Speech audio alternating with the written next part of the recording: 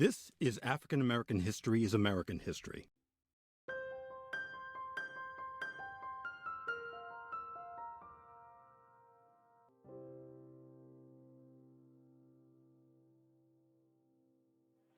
Approximately 13 million Africans were forcibly taken from their homes, their families, their cultures, and enslaved.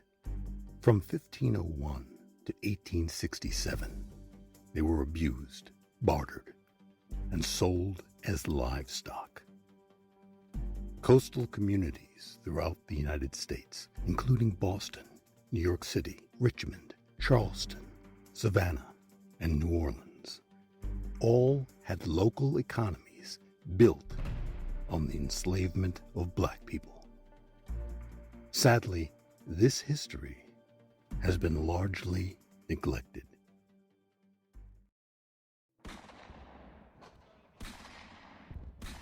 In 1792, a significant chapter in African American history unfolded, one that you might not have heard about, but it's just as crucial as any other moment in our struggle for freedom.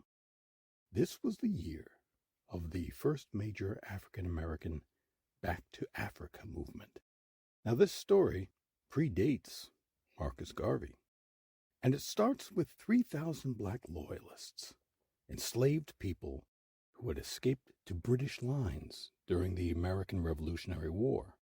They'd been promised freedom by the British, but after the war ended, many found themselves without a home.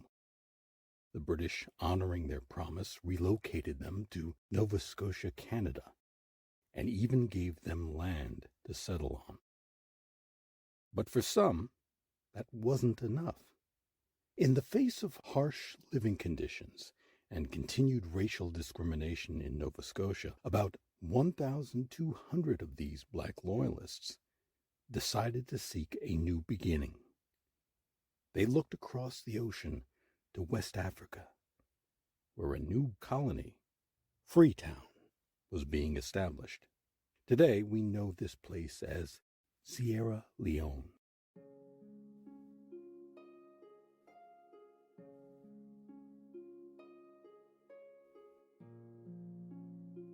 These brave men and women set sail for a land they hoped would offer not just freedom, but a chance to build something new. The migration wasn't easy, and the transition was anything but smooth. But their decision marked one of the first organized efforts for Black Americans to return to Africa. A journey for self-determination, peace, and opportunity.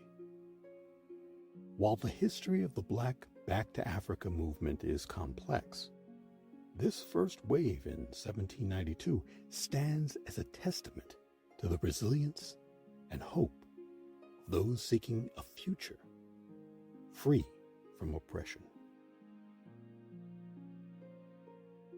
It's a powerful chapter in African American history is American history. A story of freedom, vision, and a new beginning in Sierra Leone.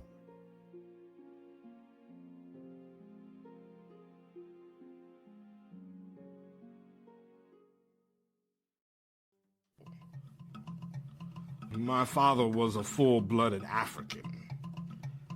He was about 18 years old when they brought him over from near Liberia. He said his mother's name was Cheney, and that's where I gets my name. He said there wasn't no winter where he come from, and if they felt like it, they could all go stark naked. He wore a slip made of skins of wild animals that came down to his knees. Ships would land in Africa. The black folks would go down to watch them. Sometime they would show them beads and pretty things they carried on the ship. One day, my daddy and his brother Peter was standing around looking. The boss man asked them if they wanted to do some work and handed them a package to carry on the boat. When they got in there, They see so many curious things, they just wander around looking. And before they know it, the boat pulled off from the landing and they's way out in the water and can't help themselves. So they just brought them over to Dalton, Georgia, and sold them. There was a boatload of them, all stolen. They sold my daddy and Uncle Peter to Mr. Holland. They was put on a block and Mr. Holland buyed them. So he run away every chance he got. And went to the woods and hide himself. When they got too hot after him, he'd come home. Cheney Mack.